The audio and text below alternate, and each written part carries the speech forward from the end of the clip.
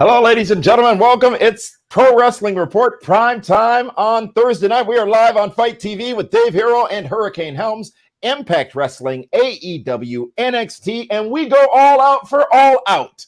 Coming up next, right here, right now, on the Pro Wrestling Report Prime Time Super Show Live.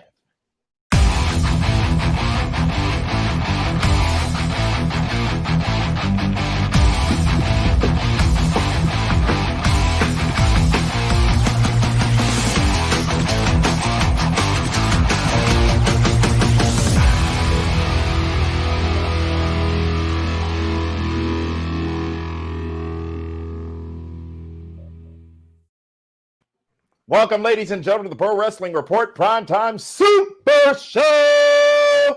Tammy and Nelson coming to you here from the home office of the Pro Wrestling Report in Boise, Idaho. And I am joined, of course, by the two people who bring the expert to the expert opinions that are shared on this show. First of which, please welcome one long-standing superhero. He is David Octavius of Tiberius, the alleged backyard knockout, straight edge, hardcore, one-time Hall of Famer hero. David, welcome to the Pro Wrestling Report Primetime Super Show.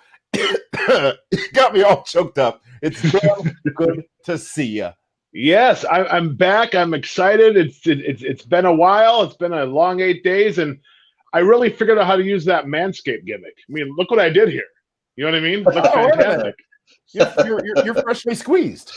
I am. I mean, it says that it works really well on round surfaces, so I'm like, perfect. I think you're a little confused. I'm not sure Manscaped is supposed to go north of the belt line.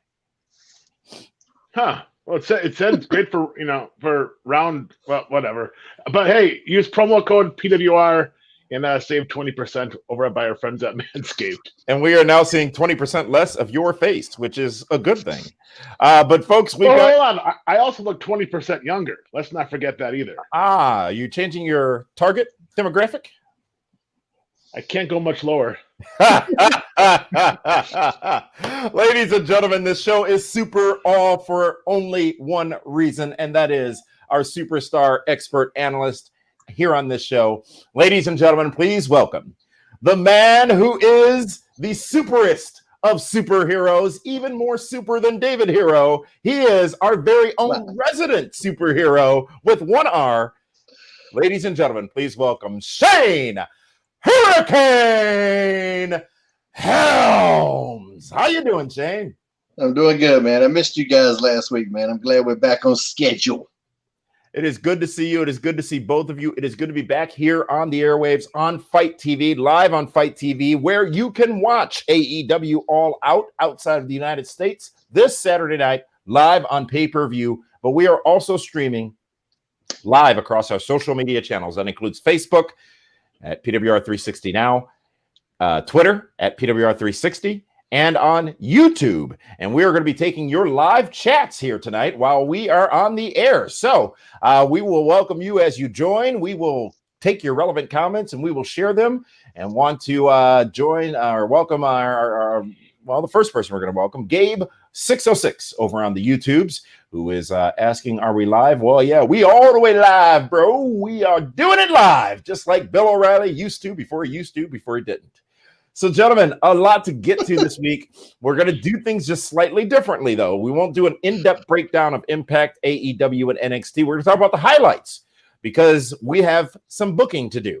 It's time for Be the Booker for AEW All Out, which is Saturday from Jacksonville, Florida. So if that's acceptable, amenable to all of you, we are going to kick this off with the show that did it again this week, took the ratings crown with, I believe, some 930,000 viewers.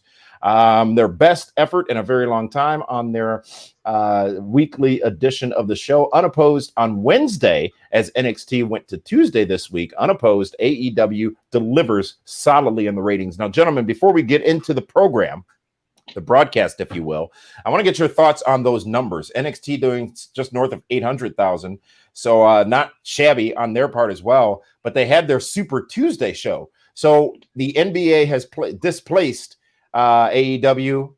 USA has been trying some different things with NXT.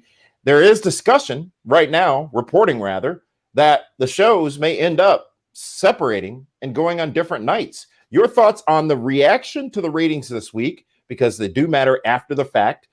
In this case, where they're or running on different nights, and whether or not we should see the show split up on different nights, or if we should continue the Wednesday night wars. We'll start with you, David.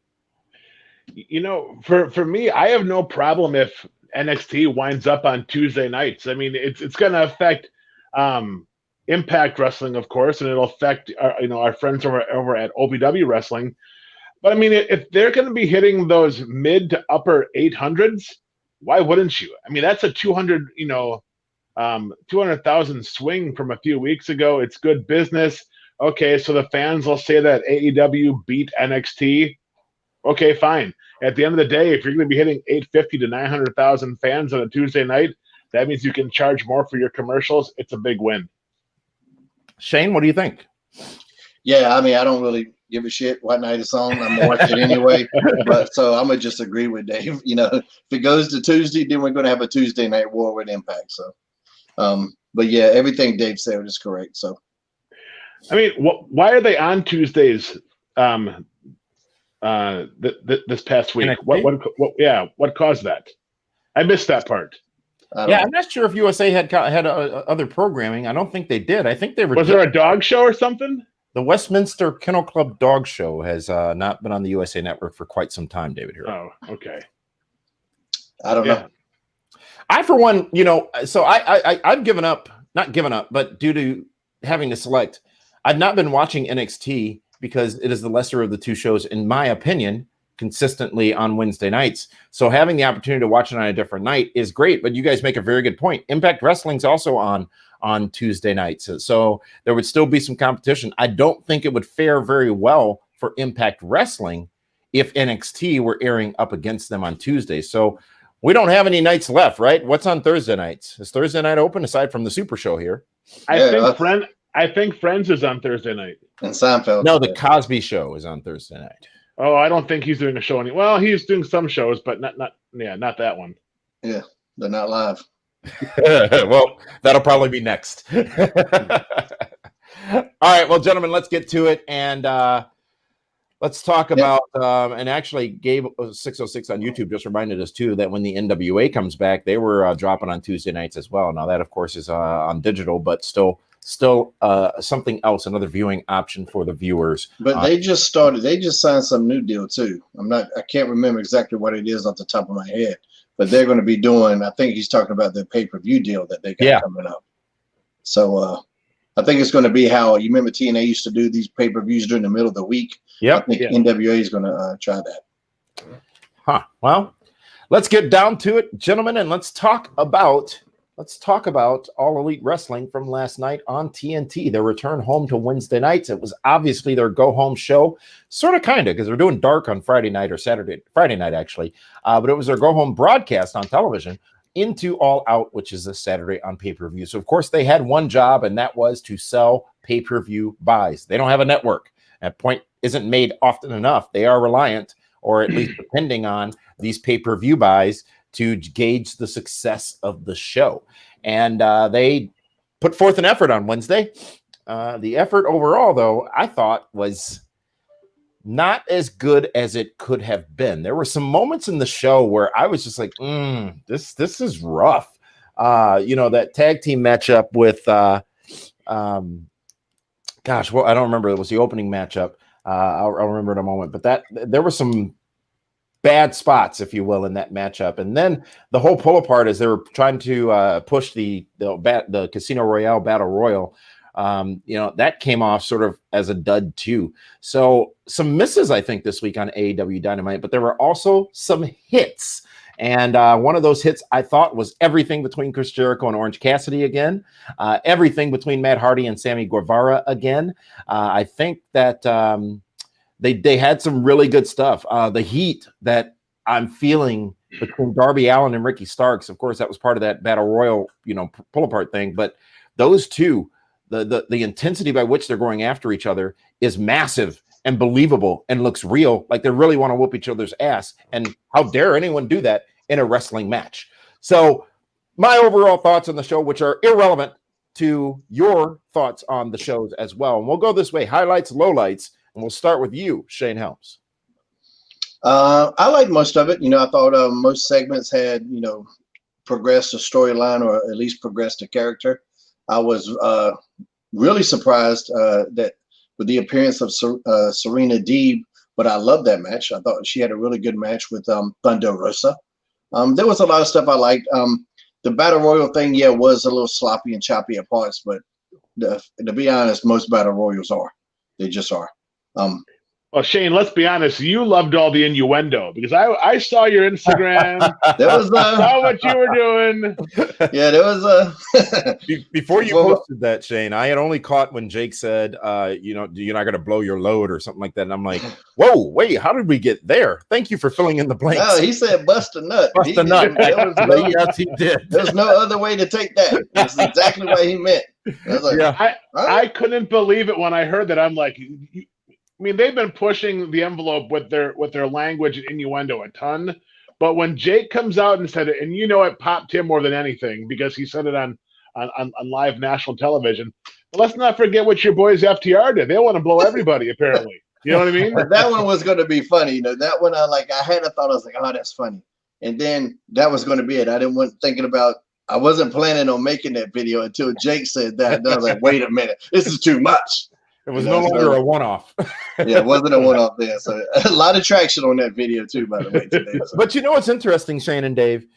Over the course of the same evening in the same broadcast, you had a lot of attempted editing of the words coming out of the mouth of Kenny Omega earlier on, FTR earlier on as well. And those were some huge misses. They must only be on a 2-second delay as opposed to a 7-second delay. But whatever they were saying was not as innuendish as what Jake flat out said. It was interesting what they chose to let go and what they chose not to. And I like the fact that they're doing that. I like the fact that it bothered me and I understand why WWE is PG and why they were PG and basically G for so long. PG and pro wrestling is basically G. Now when you go out there and you got two guys and it's like, I'm going to kick your tail. That kills me. So when they're out there, Kenny Omega saying what he said, but it's bleeped, but at least you get the effect. So I really like that. That way the kids don't hear it, but we know he said something. He said something bad, so you still get the effect of it. So I like that. I like that they're pushing the envelope with that. Shane, continue highlights, lowlights of the show. Man, we'd have to run by segment to because there was some stuff I like. The opening match was the best. Was that the Best Friends and LAX? Yes. Was that the opening one? They started out crazy as hell when they beat each other up for like 10 minutes before the bell even rang. There was some wild stuff in that, but I liked a lot. I liked a lot of that match. I don't know. I didn't really pick up on too many botches in there or whatever you were referring to. I like that, and I think Trent Beretta in particular looked really good in that match. And I would like to see him at some point. I don't want to break the Best Friends up. I'm not saying that, but I think Beretta's got I think there's some substance there for him to get a singles run at some point. You can't be in a tag team forever. This is pro wrestling. Yeah. Jericho. How about his interactions with Orange Cassidy? Yeah, Jericho hits it out of the park every time. Unfortunately, Joey Janela, the bad boy, had a bad night. That's just how it happened. Bad boy. He came for you. But man, the way they went into the code breaker was just awesome. Using the walls of Jericho instead of the Judas effect, just reminding people, hey, I can't make you submit to. I thought that was very well done. And that's good to show that aggressive side of Jericho for all the things that have happened to him recently with Orange Cassidy. He should be angry. He should be mad. So, I thought that was really good. The aftermath of that was pretty good too. Yeah. So how about, it was actually the aftermath of the tag team match that I wasn't crazy about. Maybe you were referring to that. Was it the SCU and Private Party versus Bucks and Jurassic? Maybe. Yeah. Maybe. So there was a lot of aftermath in one of the tag matches. That the match itself was okay, but then all of the aftermath was kind of kabuki-ish. The great Kabuki. I missed him on the show. Was he there? Sure. He's always there. Always. Huh. There's always Kabuki. David Hero, AEW, your highlights and lowlights from last night's broadcast. For me, one of the biggest highlights was Serena Deeb. I mean, she was Yes. absolutely on fire. She looked amazing. And her and Thunder Rosa may have been one of the top 5 best female matches of the year on all the brands because they both looked like they were trying to win. They both looked like they were fighting. Everything looked snug. They went 110 miles an hour, but at a pace where everything was digestible, if that makes any sense. But super happy to see her. She looks great. Thunder Rosa, great introduction to that AEW audience. So they now know that she is definitely going to be a contender, for the AEW women's title. I want to challenge the NWA to get her a better championship, though. She's going to come in, and that championship is supposed to mean something. It don't look that good. No, it actually looks like one of the old belts from the 1950s. I understand you're going for that, tiny. but it looked like the leather looked really flimsy. It might have been Velcro. I don't know what it was, but when she went to put it on the turnbuckle, I was like, man, it looks like one of those little replica belts from Walmart, And I feel like she deserves better. And I know like NWA likes to go old school, but at the same time, we don't have to reinvent the wheel, but we don't ride around in horse and buggies no more either. You update that shit. You update that wheel. You don't? Not me. Not on the farm. Golf cart. I love the doubt of that they're now putting in the head of Hangman Adam Page. Yeah, I mean, he really doesn't know what end is up right now, and you saw the look of confusion and even sadness in his face because it's like, well, who's really telling me the truth? What's really going on here? So that's going to be interesting dynamic, almost to the point where Kenny Omega's becoming the heel. Where you almost have sympathy now for Hangman Adam Page. Well, they've been playing with Kenny Omega's aggression. You remember him like smacking around Marco Stunt and stuff like that. They kind of been toying with that too. I think they've done a really good job of not pointing us directly in the direction that they're going to keep us guessing. And I think that's really effective during this COVID area anyway. Keep us guessing because the fans aren't there. Sometimes the fans will make things happen just because of the way they're reacting. If they react a certain way, you're like, man, well, we're going to kind of have to feed into this a little bit. But in this particular area, you can kind of steer the ship a little bit more cleaner. So I think that's been pretty interesting. Yeah, that I enjoyed. But if they were depending on the last 15 minutes of that show to sell pay-per-view buys, I think they failed miserably because that was very long, very drawn out, very uneventful. And what was it, the lawyer thing? The lawyer thing. Yeah. Moxley versus Mark Sterling. You know what? That was a miss for me. Good for Mark Sterling to get 15 minutes of TV time on TNT. He's got more than some guys that are on the roster in the last 2 months. But it's just like, oh, uncle. I mean, that did not make me want to buy anything. And then to watch MJF come in and put the boots to Moxley, and in the COVID era, wipe Moxley's blood across his face. I was like, oof. I know they test everybody. It's not transmitted via fluids, from what I understand. It doesn't matter. It's just still not, I didn't get it.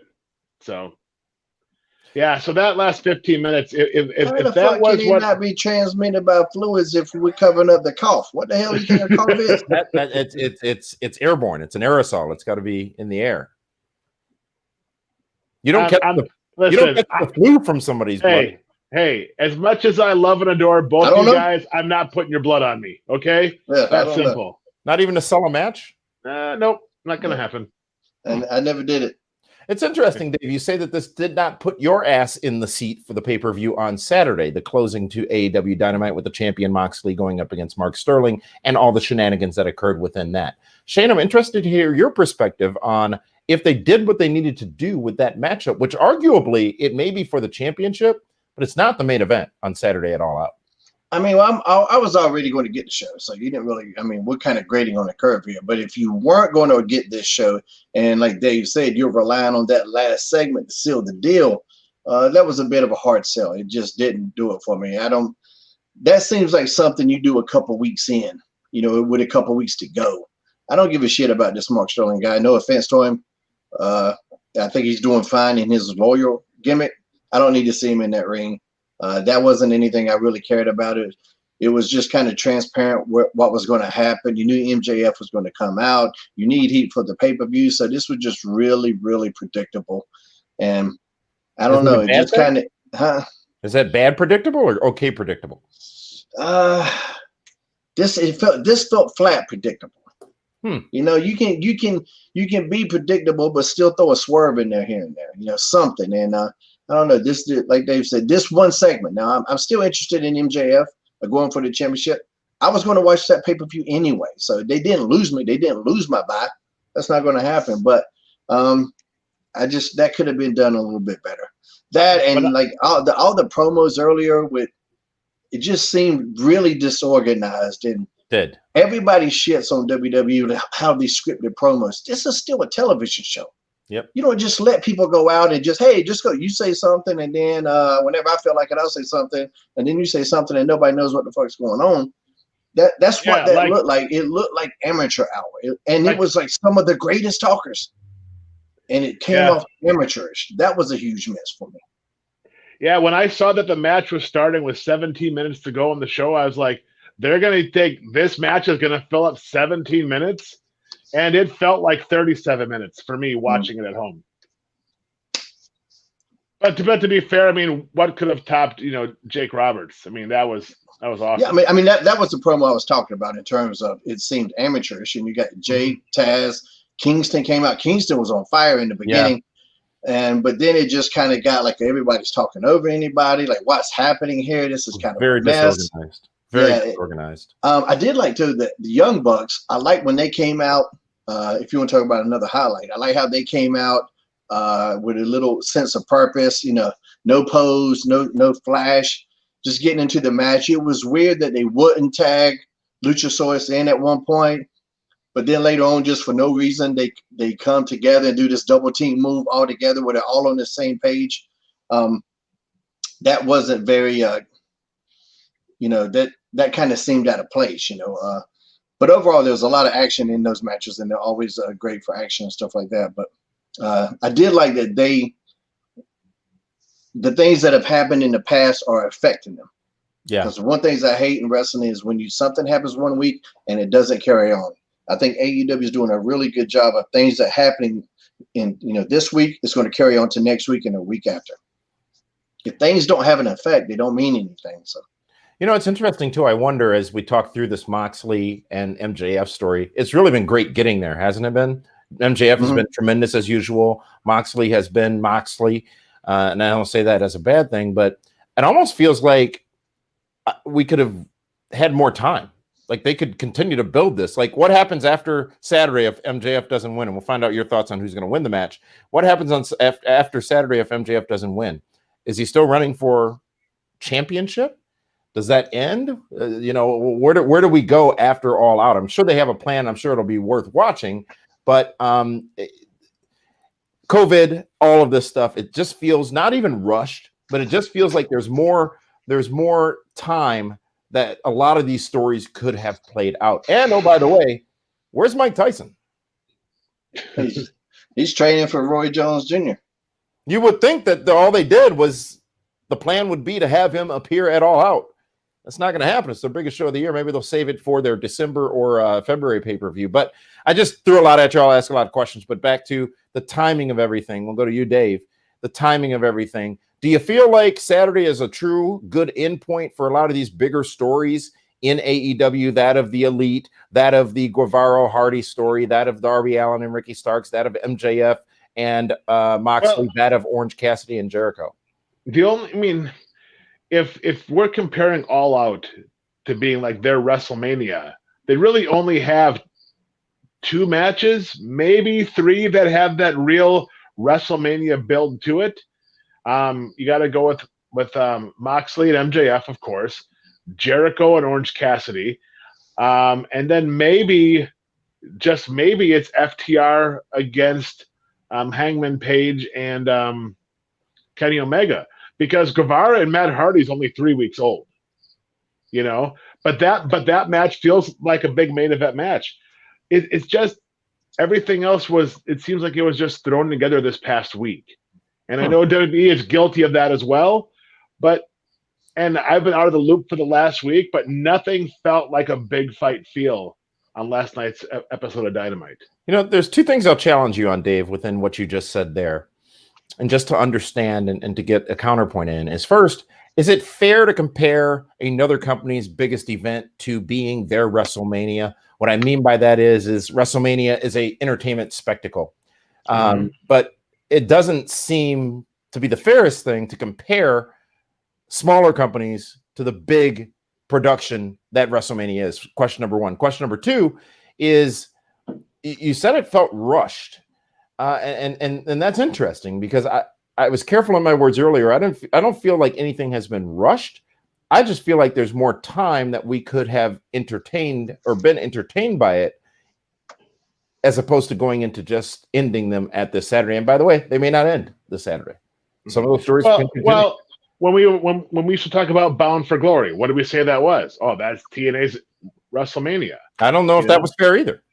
Well, it may not have been, but then when you have Tony Khan, the owner of AEW, saying that Double or Nothing beat WrestleMania, well, now he's comparing.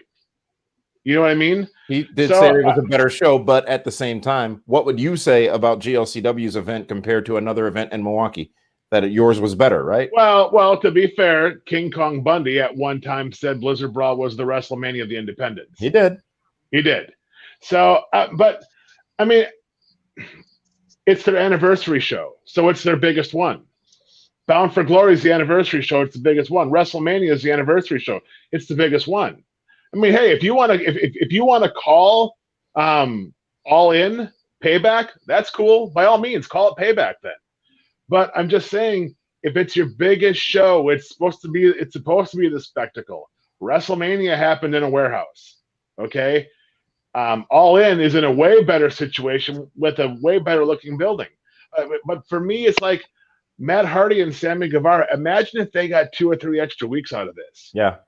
And not just 2.5 weeks, where Matt could have actually sold being out concussed for a week or so, or Sammy now having to be out for a week with, the gimmick he got on his head, just little things like that. I mean, again, and it's a different time and I get it, but how much more special was it when Randy Savage dropped that bell on Ricky Steamboat's throat and we didn't see him for 8 to 10 weeks? And when he finally came out and they fought, how amazing it was. Yeah. Because you wanted to see that babyface finally get his revenge. Well, we didn't see Sammy for 60 days.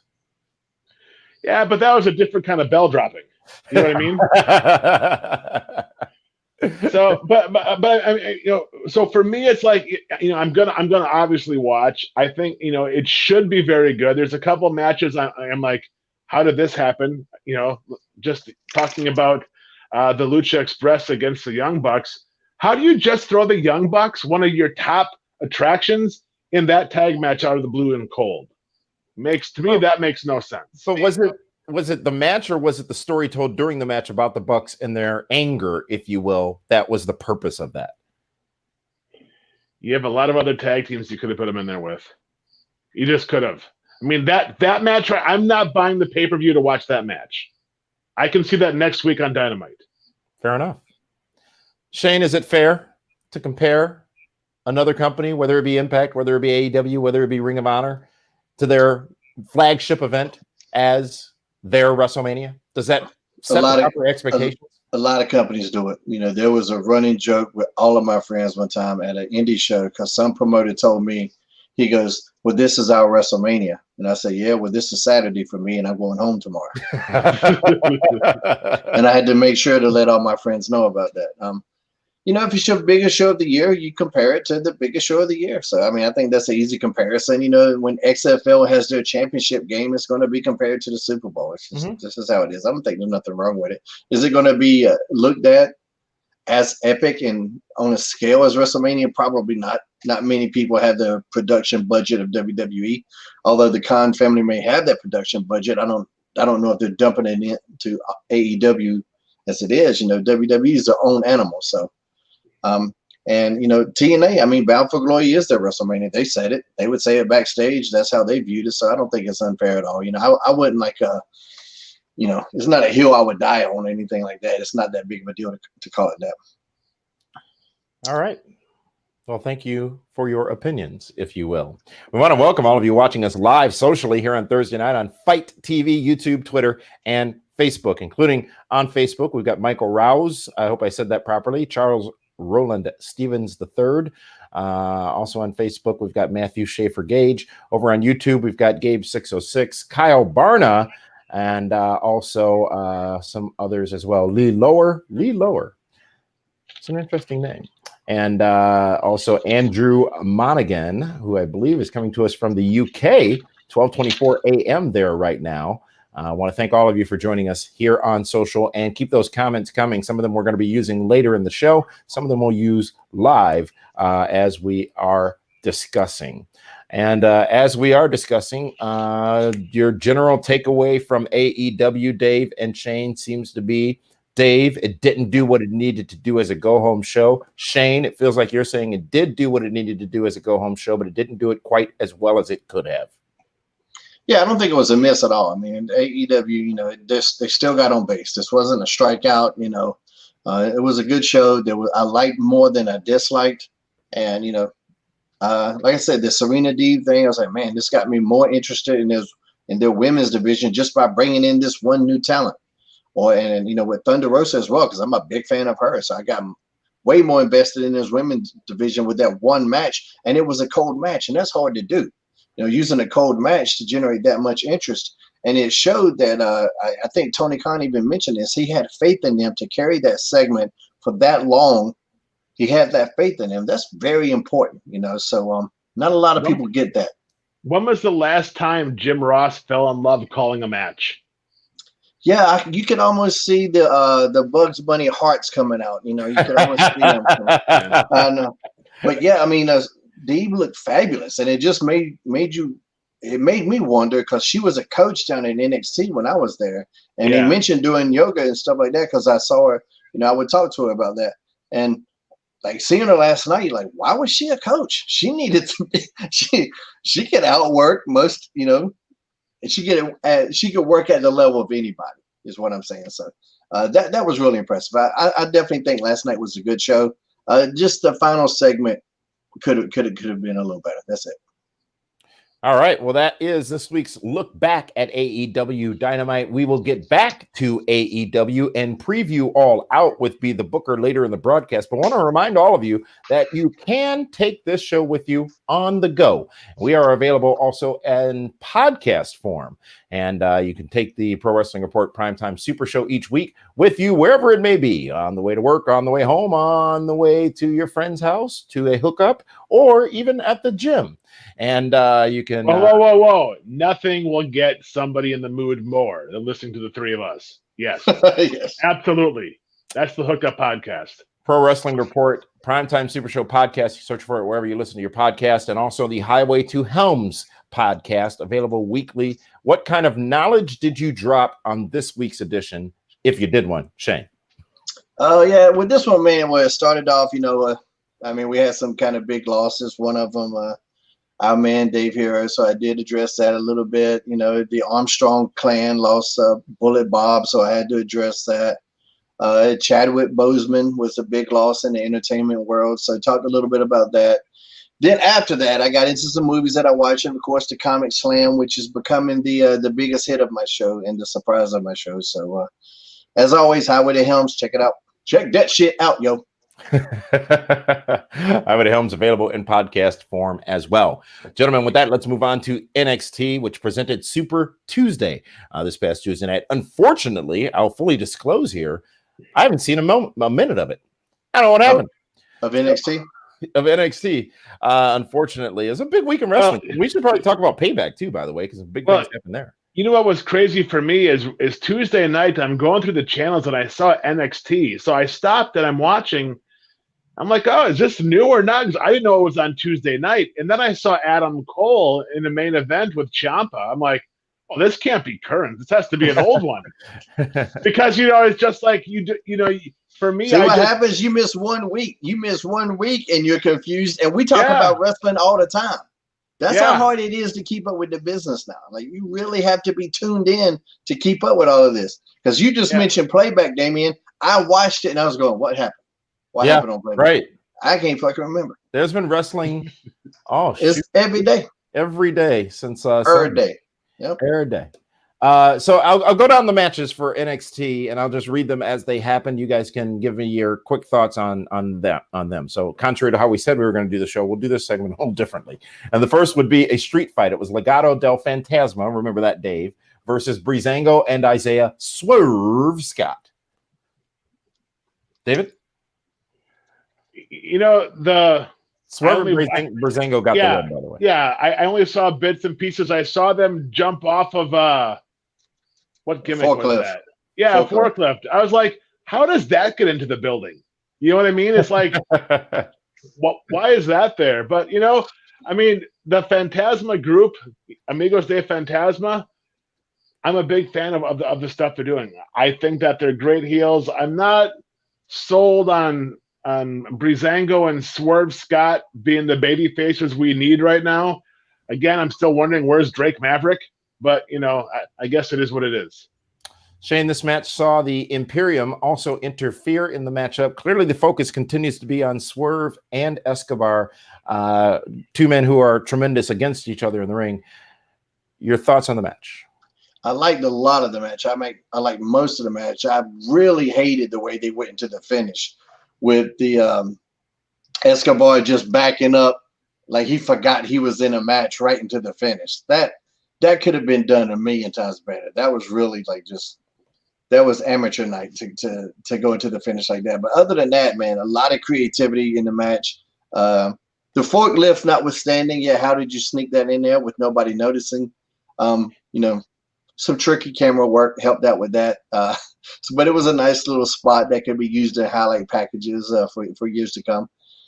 So it was good. I like Breezango as a tag team. I love Swerve and the heels. That's a solid heel. And Escobar is one of my favorite heels going. So overall, I like the business. I just wish they would have gotten to that finish a little less hokey. That was just hokey as hell. Yeah. Candice LeRae versus Casey Catanzaro, Shane. Little Casey came down, but she can't pay for a win on this show. I don't think. She's going on that Brian Myers like a losing streak there. We knew Candice was going to win, and she did. So predictable win, but they made it entertaining. So it served its purpose, and it was what it was. Candice has really upped her game, hasn't she? She's a lot more aggressive, like almost devious aggressive. Yeah, but she's had that in her before, from her indie work, man. She used to be fucking hardcore. She kind of toned it down a little bit, had to, in NXT WWE. But there's a lot to the package of Candice LeRae, whatever. Timothy Thatcher gets a win by submission over Bronson Reed. Austin Theory back in NXT, that's quietly no longer part of Seth Rollins' stable on Raw. Interferes in the match as well. Shane, what'd you think? That's kind of a miss for me. Didn't really care for this. Exactly. Bronson Reed should not be submitting, and I get it. Austin Theory got involved, but when you got a beast like Bronson Reed, having him do that, how do they see more money in Timothy Thatcher than Bronson Reed is beyond me. And I would just like to see Bronson keep that train. They build up some steam for him going into that North American title match. I don't see pulling away from that right now. I try to get him back, get that momentum back. And I don't know. This just kind of felt like a bit of a downer. So the main event was the Iron Man match. It was for the NXT Championship. It was Finn Balor versus Tommaso Ciampa versus Adam Cole versus Johnny Gargano, as you talked about David Hero earlier. It was not a repeat. It was live on Super Tuesday. And it was an interesting way they finished this matchup with two men getting 2 falls each and now progressing to a matchup next week, one-on-one, to crown the new NXT champion, those two men being Finn Balor and Adam Cole. It was a whole hour, this match. Dave, from what you saw of it, what did you think of it? I thought it was great. I mean, it was the main. For me, it could have passed for the main event of 205 Live as well. But I'm not wrong. I mean, but you know what? I thought it was great. I thought it was almost like the old guard of Ciampa and Gargano with the newer guard of Adam Cole with the iconic NXT Finn Balor. So you had all four guys is loved by their fan base just because of the respect they have for him. So it was hard to boo for any one of them. I thought the finish was great. I was watching it clock down, and I don't know if they edited it to make sure it ended just right.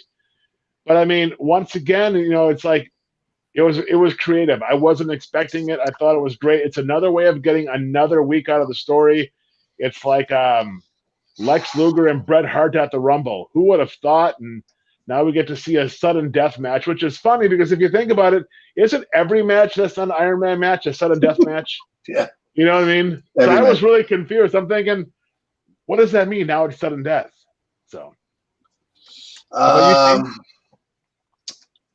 I need to preface this by saying I had watched Impact first. And I saw this championship match between Eddie Edwards and Eric Young that I loved. And we got a new champion. I was like, all right, now let's watch this NXT.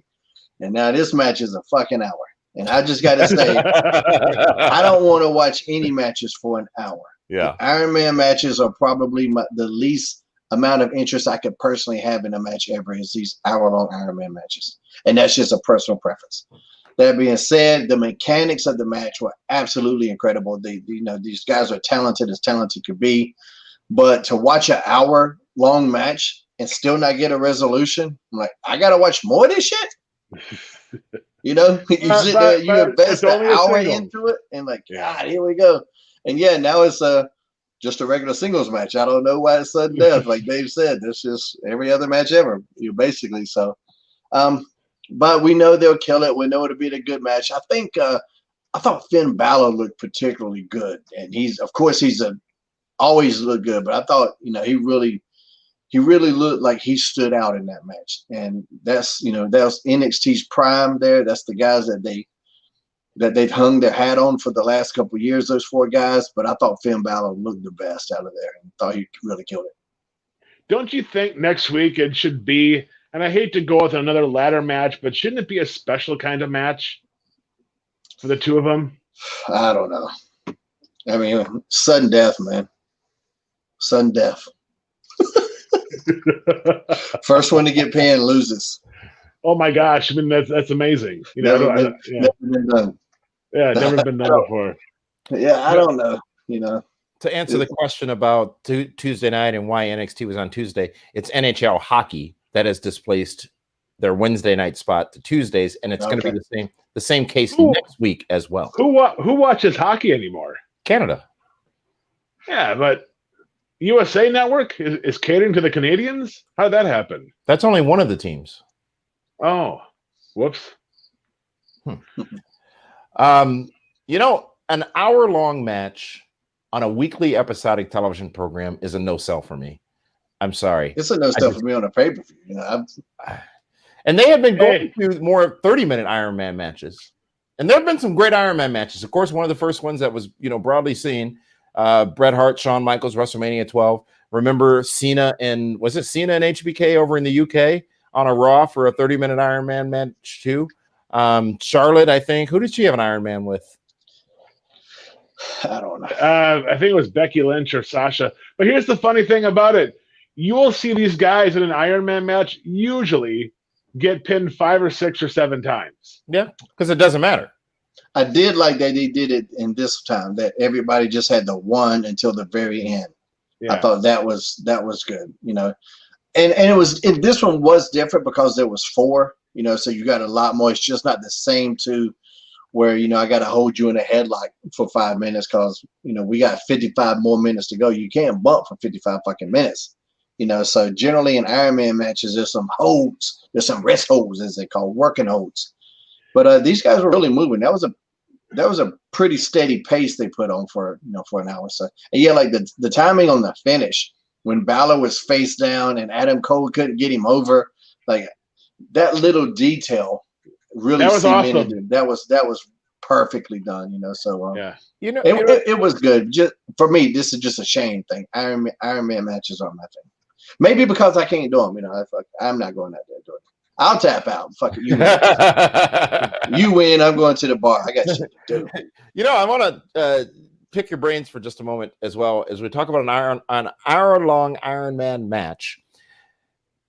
What is the longest singles wrestling match we've seen in modern history, even in the last 5 years? Has there been a match that has exceeded 30 or 40 minutes in major organizations? No, a singles match, Dave, I said. I don't think there has been. If there is, someone will tell us. If you're watching, tell us in the chat or tell us via Twitter at PWR360. I'm just intrigued. I can't think of... If you're talking about the indies, I know Trevor Lee did an hour plus in North Carolina a couple times. And Trevor Lee is who? Cameron Grimes. So he's got a couple of those under his belt. He's a cardio machine. Yeah. And I remember one of them he wanted me to watch because he was really proud of it. Wanted my breakdown of it. And I was just like, dude, I'm not watching a fucking hour-long match, man. Love you, mean it. Not doing it. Especially I already know who won. If it's live, I'll sit through it. But there's no fucking way I'm watching the Iron Man match after I know who won. It's like how many people have actually rewatched Bret Hart and Shawn Michaels? No. Not me, not a chance. I never have, never will. I've watched so many WrestleMania main events multiple times. That's not going to be one of them. Never has been. I was there. That was actually my first WrestleMania 12, with that Iron Man match. And I remember when the time came for the match, I'm like, okay, time to go to the bathroom, time to get some food, time to get another beer. I got an hour minimum. I don't need to watch till the end. I watched eventually the whole match, but that's a great point. I don't think I've ever gone back and rewatched that match aside from the opening, the intros, and the finish. Yeah, too much. Yeah, not a chance. Well, gentlemen, let's move on from NXT after we get your overall thoughts on the show. Super Tuesday. Wait. Where was Damian Priest? He's a brand new champion. He's in the hot tub with the belt in the hot tub. And how about our boy Robert Stone? He's still avoiding victimized again. You know what? What they should do, if they were smart, they would bring in Tank Abbott to knock him out one time. just to keep the Tank thing going. Yeah, that'd be fantastic. I mean, talk about a guy that it's an unsafe work environment for him now. It really is. I think it's always been an unsafe work environment for him. Yeah. All right. So NXT overall thoughts, solid show, good show, bad show, just another show. Shane, what do you say? It was just another show for me. We didn't get a resolution for the match. It's an hour-long match with no finish. Like shit. I would have loved to see the look on your face when that happened. I would have loved to have been just sitting there watching you because I know you had some colorful things to say. I was like, motherfucker, I sat an hour through this shit. But you both liked the way it ended. You liked the finish of the match, but you didn't like that there was. I wish that they would have did that, and there would have been a little bit more TV time remaining. And say, hey, God. Remember those events? You guys do it now. Do this shit right now. Yeah. But it felt like a cop out. It felt like I don't know, and it wasn't a cop out, but that was just kind of the feeling. I was just like, man, I watched this shit. But maybe that's what they were going for. Maybe they, maybe that was the desired effect, to get one more out of it, make us feel anxious for it. So. Well, speaking of the desired effect and getting one more out of it, you every week, Shane, you get one more out of your tremendous combination of shirt and headband. Is that a headband? Is that a bandana? What would you call that? Headband. Yeah. Feels like it needs a different... People call them do-rags. There was the one with the little what?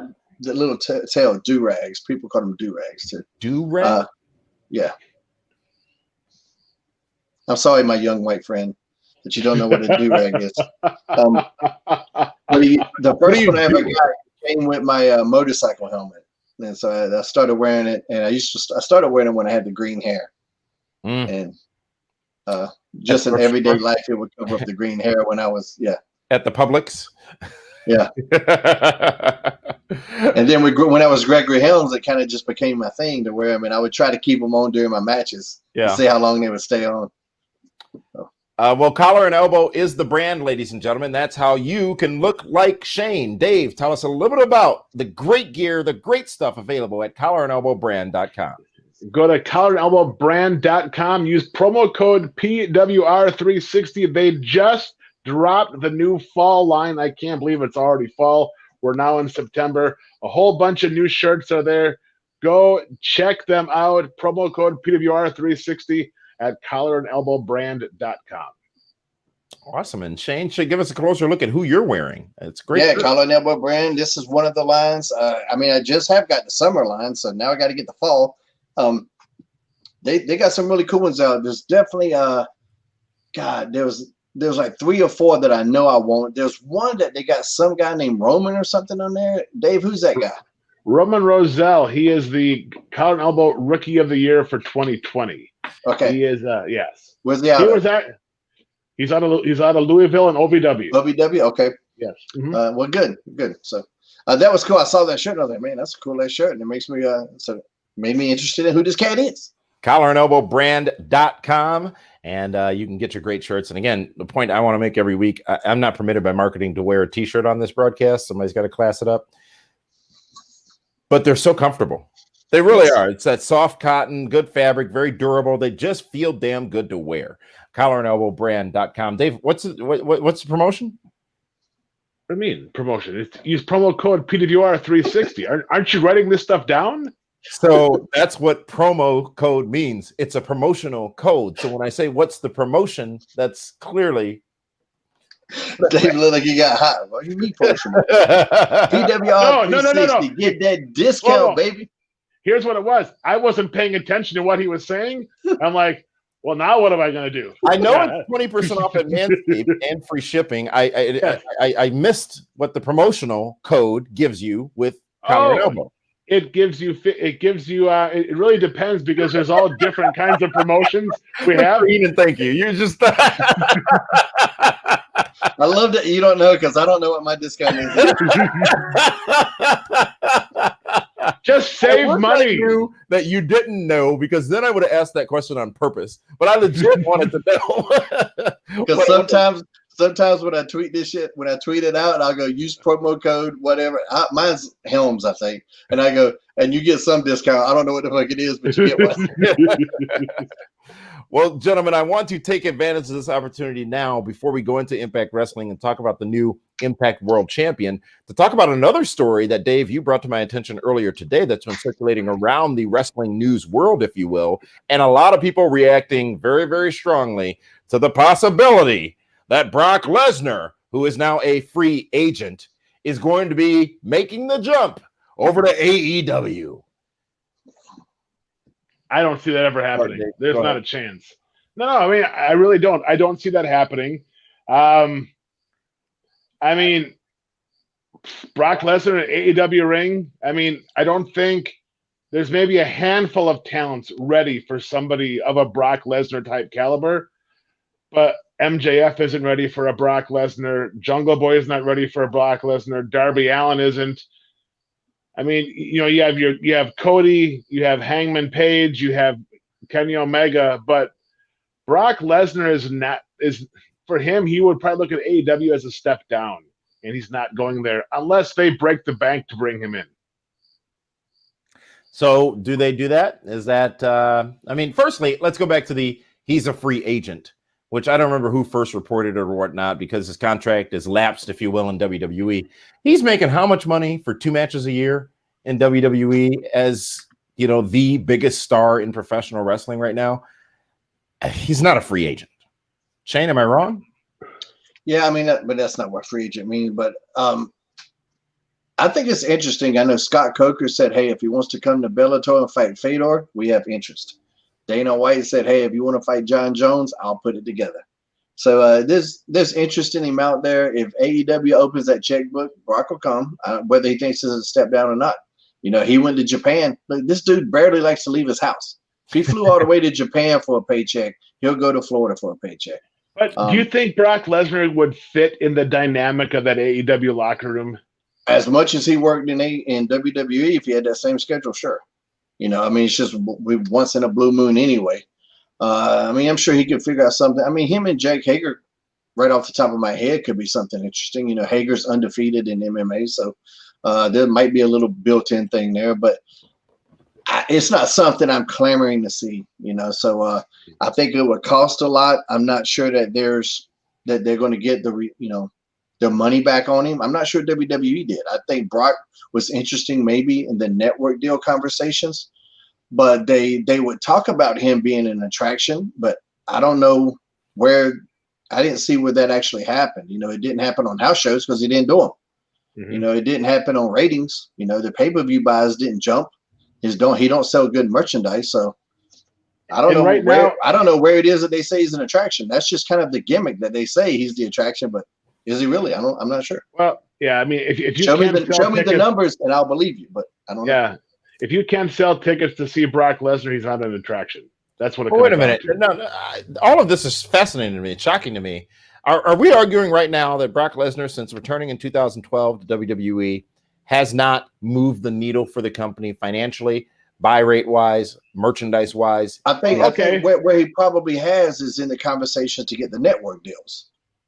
But there's no way to really prove that from a concrete standpoint, but I think so. I believe having Brock Lesnar help with some network deals. But if you look at the other metrics, the traditional metrics of ticket sales on live events, no, he didn't.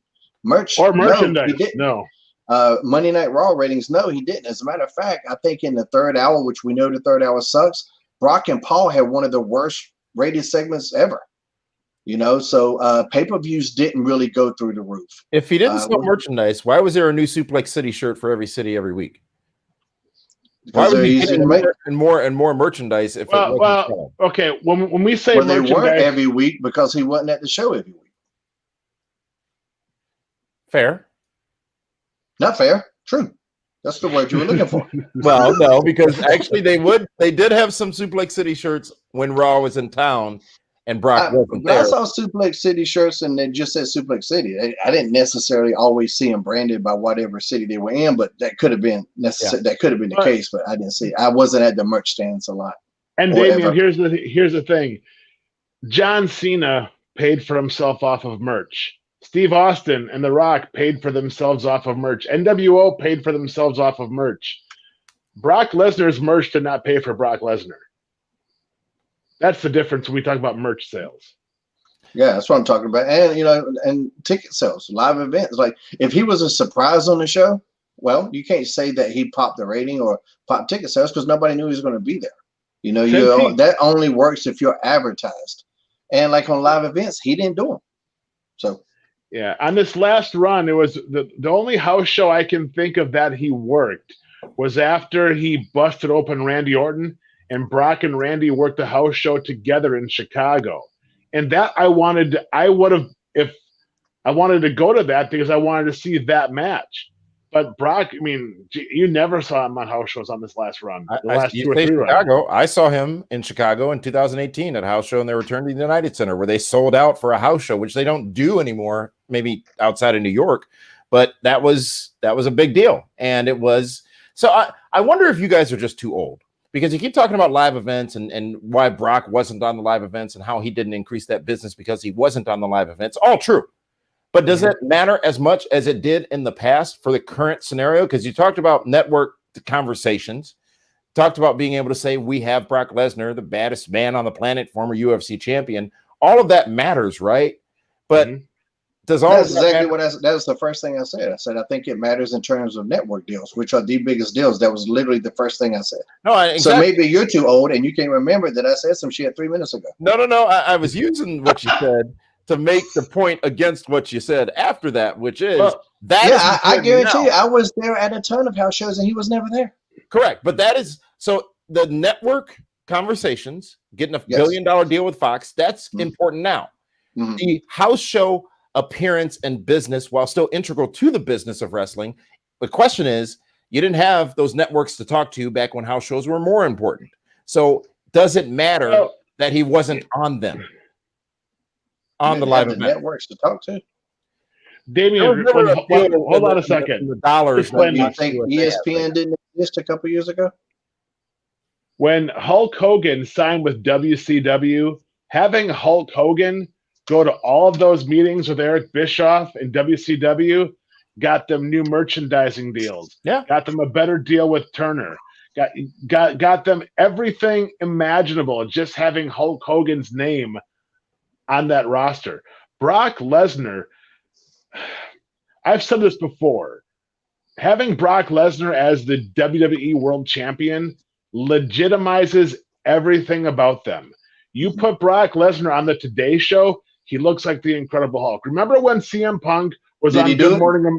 When did he do the Today Show? Did he ever do it? But like when he was on ESPN or other shows like that. And then there's been other times when you have somebody like CM Punk show up on Good Morning America before WrestleMania, and he's sitting there crisscross applesauce in a hoodie, looks nothing like a world champion. Brock Lesnar looks like a badass. Yeah, it's when you cross your legs, when you were a kid, you do it all the time. You might even do it at home right now. I don't know, when you're meditating and stuff, whatever else. Yoga. But yeah, that too. But I mean, exactly. I mean, Brock Lesnar, you're like, holy shit, that's the world champion? Okay, this is believable now. Perception, reality, pro wrestling. It's been like that forever. So is Brock Lesnar a loss leader? What that term means is he gets the deals done. He's put on the poster. He's your $40 32-inch flat screen on Black Friday. You only got one or two of them in the store, but you're getting people into the store to watch the product. Is that what Brock Lesnar was in his latest incarnation with WWE? I don't even understand that shit. So, well, you know what? Here's what Brock Lesnar. He definitely has a value, no doubt. And everything Dave said was true. Having him there, having him as the champion, but just his inactivity, I think, also devalued it. So, like, he would bring this value, and then it would be kind of taken away because he wasn't there. Like, when you got a world champion that doesn't defend the belt, every night. In this day and age, people just need to see that more. And like just what I was talking about in terms of attraction, like when you would go tour towns to town, and we need that big name, and he's not there, that too sends a weird message, especially to the locker room, of which I heard repeatedly. The one thing Brock Lesnar did extremely well was when he would finally get in the ring with whoever it may be, whether it be an AJ Styles, a Daniel Bryan, a Seth Rollins, a Roman Reigns, he made them better because he sold for them and gave, he made Seth, when Seth Rollins beat him at WrestleMania, at two different WrestleManias, I mean, that's huge for Seth Rollins. So when you finally did slay the beast, you actually beat somebody that everyone looked to be unbeatable. I honestly think Brock Lesnar probably has more losses in WWE in the last 8 years, than he does victories. So I mean, look what he did for Drew McIntyre in the Rumble. Yeah, huge. Huge. So I mean, who else could have done that for Drew McIntyre? So let me ask you guys this definitive answer: Brock Lesnar, he ends up where? Back in WWE, in AEW, or taking a fight in the Ultimate Mixed Martial Arts? Probably back in WWE. Yeah. I mean, I think when he did this before with the co-contract thing, and it kind of worked to his advantage. So, but it might just be one of those things. But right now, I don't know. WWE did just turn one of the most profitable quarters ever. So it's not like they're hurting for money, but well, I'm not looking at the financials like they are. But the fact that they let the contract lapse or weren't able to seal a deal, that also says something weird's up. So maybe Brock just doesn't fucking want to wrestle too. I mean, keep in mind, right? He's not he's really, really good at this, but he really doesn't care that he's good at this, right? And we can't make him care, and he doesn't have to care, But he's a really great professional wrestler, but he doesn't seem to really give a shit about it. There's that, and that's totally his right. And Brock also knows if he has a big knockout loss in UFC or Bellator, it's kind of hard to get the big money to go back to WWE again because he hasn't had a legit win in MMA. His last one got overturned, so he hasn't had a win in MMA in like 8 years. Yeah, and let's be honest, you know they're going to be setting up Brock to return and wonder why Paul Heyman's with Roman Reigns. Oh, interesting. All right. Well, good discussion on that, gentlemen. Thank you for that. And before we move on, actually, no, we are going to move on. We're going to talk about Impact Wrestling, and we're going to focus on the main event. And that main event was for the TNA World Heavyweight Championship. Shane, you talked about it earlier. Eddie Edwards versus Eric Young, and we have a brand new Impact Wrestling World Heavyweight Champion in Eric Young. Shane, school us. Tell us what you thought of it. I mean, this is weird because I would like both guys to win this match. I like Eddie Edwards as the champion, but at the same time, I love that Eric Young is back on top at Impact. This was a guy that was incredibly misused in the main roster of WWE. He never really got the opportunities that I personally felt he deserved. And he looked great in there. And two, Impact, I'm guessing for budgetary reasons, they still have 0 people in the audience. So it's still just this death zone of silence out there, which is really tough to keep me invested. But somehow Eric Young does, just with his facials. He's constantly on. He doesn't have that stoic look that so many people have. And not just on Impact, but on all companies, there's people that they just don't use their face to their advantage. Eric Young there's always something new, and sometimes it's quirky with him. He has a unique way of when he works out there that I find really interesting. So I thought the match was super well done, and I'm glad to see Eric Young use that way. And Impact on paper is putting out one of the best wrestling shows out there. Just on paper. There's some production issues here and there. Just not having fans, of course, is kind of killing them. And they got a lot of young people on their roster that they're going to be really good down the road, but there's some, really young mistakes that kind of happen. But on paper, start to finish, they put on a super good show. Yeah, I agree. Eric Young, David Hero, you've been a fan for a long time. He's wearing the gold and the crown in TNA or Impact Wrestling again. I've always been an Eric Young fan. He looks fantastic. Him and Eddie Edwards, they went toe to toe. I mean, they did. It was good. And much like you, Shane, you wanted to see Eddie Edwards get the win just because he deserves it. But then again, everything Eric Young has done since he's returned, he's kind of deserved it too. They've both been super solid. They've both been fantastic. The one thing I do agree with, and it really stuck out now, because now with AEW having a different atmosphere, and of course with Thunderdome, that silence was deafening on their TV. And, Josh Matthews can only do so much. Madison Rayne can only do so much. They need just pump in even a little bit of noise, because I think that really hurt how good that match really was. Because if there would have been some reaction, it would have made the match that much better. And also, right now, when you're watching AEW and you can see people in the audience, you flip the channel, you're watching Raw or SmackDown, you see the Thunderdome masterpiece, and then you click on Impact, you're like, oh, this is this is 100%. Dollar General. You know what I mean? 100%. So and that's going to eventually hurt them in the long run. Yeah, the most interaction in a match on Impact was when they did the Wrestle House match, because they had the people around the ring. Which Wrestle House, again, lot of funny stuff there. Crazy Steve being the one that drank the beer. That fucking was a legit LOL for me. Tommy Dreamer almost doing a Kramer thing when he opened the door, and like that fucking shit killed me. They got some really the females can all cut really good promos, it seems.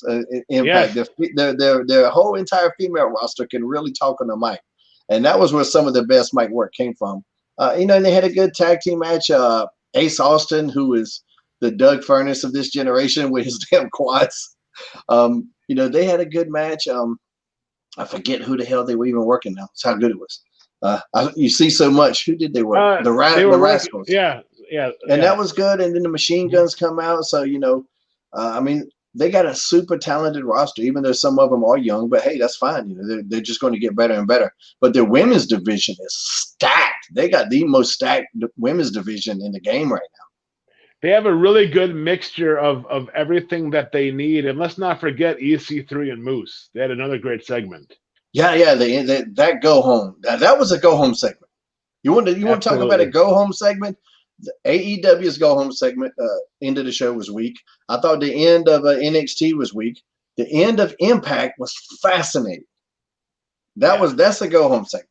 That was like, shit, I can't wait to see more of this. And that's what you want at the end of the show.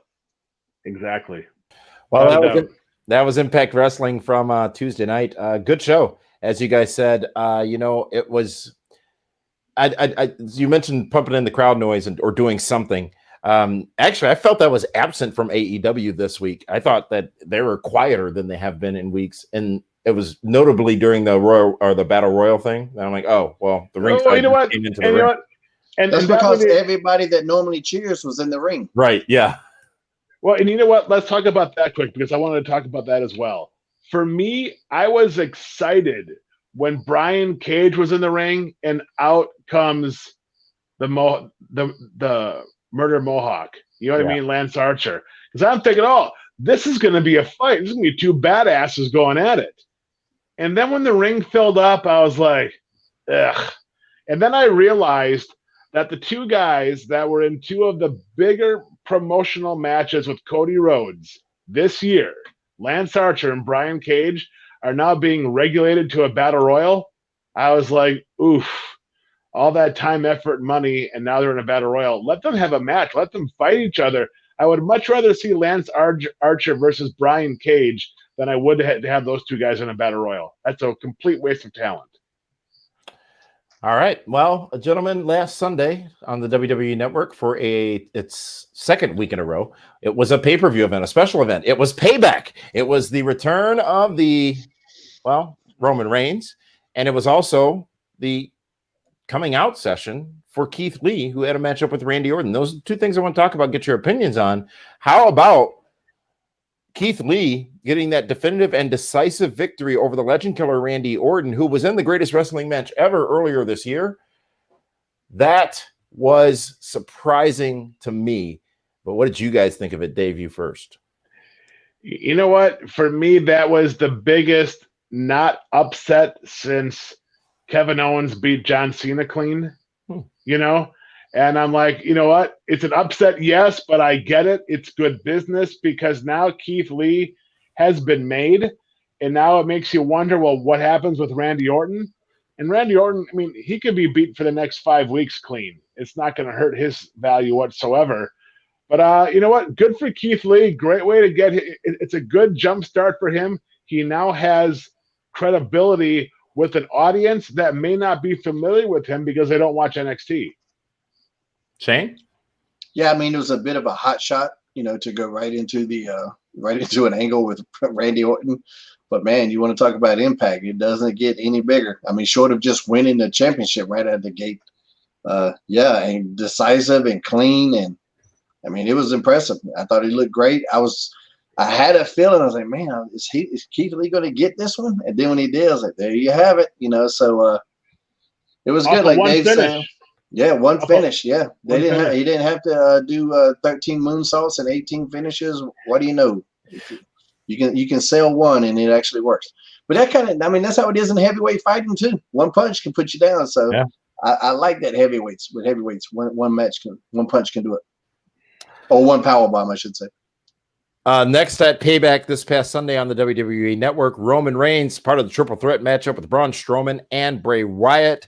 Well, Roman Reigns late to the party. I thought they explained it decently without explaining it because he hadn't signed the contract yet, which I'd forgotten. But Roman Reigns comes out and takes the championship. He is now what is it? Is he Universal? No, that's the World Championship, right? The WWE Championship. No, he's the WWE champion. Yeah. Yes. But Roman Reigns, he's the man. He's the big dog. Wait. I think he is Universal champion. It doesn't matter. He's got the blue belt. He's one of them. Yeah, he's got the blue belt. So, and this was an example of something being predictable but still being good. Yeah, because it was predictable that Roman Reigns was going to get it, but I was totally fine with it happening. So I enjoyed that. Where do we go from here is where I'm confused because you have the monster among men. You have the Fiend, and now you have Roman Reigns, and all three of them really aren't good guys right now. Yeah, so I mean that kind of leads you to believe, are they bringing back some kind of baby face? Is Cena done with Suicide Squad now, and he's going to have some time on his hands? Is Brock going to be the baby face that comes in? And now he's mad at Paul, so he's going to try to go through Heyman, go through Roman to get to Paul. Definitely could happen. So, and I would be interested in that. Braun, I think, is the Fiend. I think I talked about this, or I said this before. The Fiend didn't really need the championship.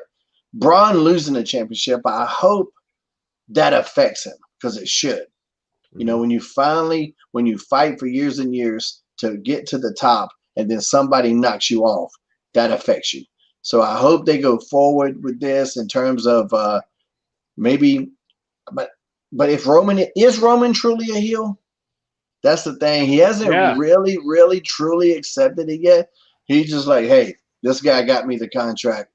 I did my work. It wasn't like he went out there and gouged some eyes and whatever, low blow, pull some hair. He just went out there and beat him. So, hold on. He did throw a whole lot of chair shots and everything else at SummerSlam, just destroying guys. Yeah, but those guys can take chair shots. I mean, they survived the swamp match. The Fiend drowned him, and he came back to life. So he was resurrected. And let's not forget, Alexa Bliss is still a player in that entire scenario. Oh, that's a good point. Yeah, because now she's slowly transforming into Harley Quinn again. Yep, and they showed her during the matchup, but didn't say much about her. They announced, I think it was tonight for SmackDown, a triple threat match: Big E versus Matt Riddle versus Baron Corbin, and the winner to get a title match against Roman Reigns. You sure that wasn't a fatal 4-way? I saw some graphic of 4 people. Okay, was somebody else in? Could be. I don't know. I thought it was 3, but you got to wonder. Maybe it was. But it could be 7. But here's my thing: those 3 guys are the best options right now. Mm-hmm. I mean, if they're going with the Big E face run and Roman Reigns as a heel, that might be interesting down the way. Mm-hmm. Exactly, but I don't want to see Big E and Roman Reigns right now. I don't.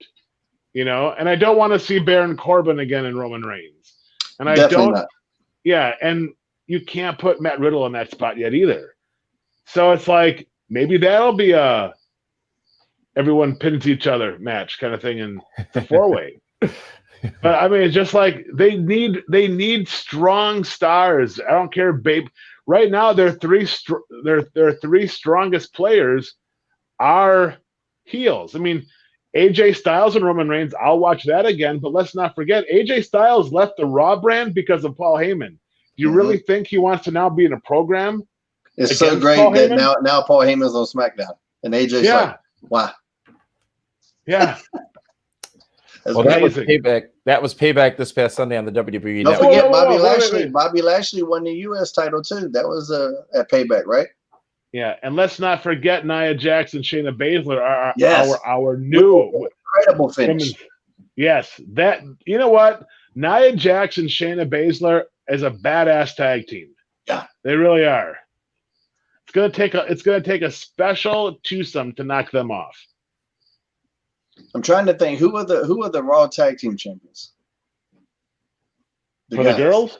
No, the guys? Yeah. Oh, it's the Street Profits. I think Nia Jax and Shayna could take them. Yeah. Hey, speaking of that, probably Sasora and Shinsuke too. I think they could take them all. Hey, speaking of that, also on Raw, and Damien, I know you hate this. We're jumping all over the place, but marvel and amaze. Go right ahead. Getting ready for debate season.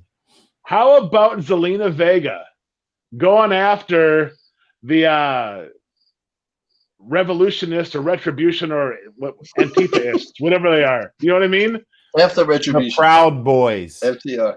I mean, how nuts are they to go after a New York Puerto Rican? I mean, that's just like, you're not going to win that fight. I don't know. That's your favorite. I like that they're not allowed at SmackDown. Yeah. These are some true rebels. Well, This is hold why I on. don't want you to go all over the place. This is They the were worst angle going right now. They were on SmackDown, remember? But Braun Strowman just let them barge around the locker room and take whatever they wanted that one time. You know? But didn't something come out that they weren't going to be on SmackDown anymore? Yeah. Well, somebody told me they're not allowed to. I don't know what the hell's going on. But for me, I thought it was funny. All the guys I'd rather in the watch back Iron Man matches than watch Retribution. I'd rather watch Iron Man 3 than Retribution. Come you know? on. I love the Mandarin. They fucking did him wrong. But I thought it was funny how all these big badasses in the back are afraid to run out and fight Retribution. But here's Zelina Vega pulling off her earrings and ready to go. Just fantastic. You pull them earrings off, boy. That's the sign. Does she have someone to hold her baby? I don't think she has a kid. Well, the kid's bigger than she is. That was payback. That was Raw. That was a lot of other stuff. We still have AEW All Out, Be the Booker, which we've got about 20 minutes of showtime left, ladies and gentlemen. But before we get to that, Be the Booker, so you guys get ready. We're going to go through the matches quickly and show how you would book them. Let's go to the man they call Meathead, who will tell us how I am still winning in the PWR Fantasy Draft, how I'm going to be winning in the PWR Fantasy Draft after All Out this weekend, and well, actually, a lot of points have been scored in the last 2 weeks. Hello again, I'm the man they call Meathead, and this is a PWR Draft Update. Now, after WWE's Payback, the point totals are in, and while the big dog is champ, the view hasn't changed for the lead dog, this guy right here. Here's your current totals brought to you by the accounting firm of Dewey, Cheatham & Howe. I am leading, the man they call Meathead, with 1,340 points. David Hero in second place with 1,140 points. Damien Nelson, who thinks he's in first place, but is actually in third, kind of in the middle of the pack, with 775 points. Drew Baydow in fourth with 680, and Linda Kay, unfortunately, brings up the rear at 605. Now, we had that run of those 4 pay-per-view type shows in a row. We're going to reach the climax this Saturday night, AEW's All Out. There is also a Casino Battle Royal. Now, points will be doubled. That means whoever wins that Casino Battle Royal can win up to 150 points. For more updates, make sure you're checking out PWR 360 on Twitter, PWR360.com on the website, and make sure you check out myself Monday through Friday with myself, the rest of the family at the PWR. So, for the PWR Draft, I'm the man they call Meathead. Thanks for stopping by. So long, everyone. Who's he winking at? That was because the numbers he gave were inaccurate. So he was making sure everybody knew that the truth, because his words didn't match the numbers I've seen. The truth is that I am in first place and leading in the draft. Yeah, I know. Pole position. I gotcha. We're good. Mm-hmm. I've never raced a car before in my life. So it's your position. AEW All Out, ladies and gentlemen. It's Saturday night on pay-per-view. It is their biggest show of the year. However, I don't think they say that. I think it is implied, and I think it is what people think. But I don't think I have heard them say it. For them, they're sort of treating it as just another show, which I think is smart because they manage expectations. But I want to go over match by match. And what we do in this segment, it's Be the Booker. We talk about the match, how it should happen if you were booking it, respectively, Dave or Shane, and how it will happen according to what the company is going to do. So with that, let's get to the first matchup. We're just going to go in order here from bottom to front, bottom to top, and a lot of stipulation matchups on this card. The first of which is a tooth and nail match. It's Britt Baker versus Big Swole. And Dave, you get the first pick this week. Well, I was also informed this is going to be a cinematic match. I've heard that. How amazing is that? It's only, again, they just go back and forth with everything. Britt Baker and Big Swole. It's a tooth and ladders match? Is that what it was? It's tooth and ladders? Tooth and nail match. Tooth and nail match. Like they're fighting tooth and nail? You know what? Boy, I mean. That's funny but stupid. I don't know. 15 minutes left. I'm just going to go with Britt Baker. I you don't care, huh? It. No, I do, but I don't. I think she needs it because she's had some great vignettes. But if she wants to get on that title picture, she has to win this weekend and get rolling. How do you bring Britt Baker back in her first? I believe this is her first match back from injury, right? And not have her win. Shane, what do you think? What would you do? How do you have that happen? Because she loses. That's easy. Can happen easily. I don't know. I can see Britt Baker winning, but also, if you're going to do anything with Big Swole, you can't really. Her first time at bat might not be good for her to strike out either. She's had some good TV, but I think this would be her biggest match by far. So and I think they're both very capable. They both can talk. They both can wrestle. They both have great personalities and charisma. So this was kind of it's not like one brings so much more to the table than the other. They both bring a lot to the table. This is a toss-up, so just because they picked Britt, I'll go with Big Swole, but it could go either way. But and also, let's not forget about Rebel. Yeah. Reba. She sang the national anthem. Well, no, because Britt Baker always calls her Reba. I mean, Rebel's going to be around there, and you got to believe she will be involved in this match at some point.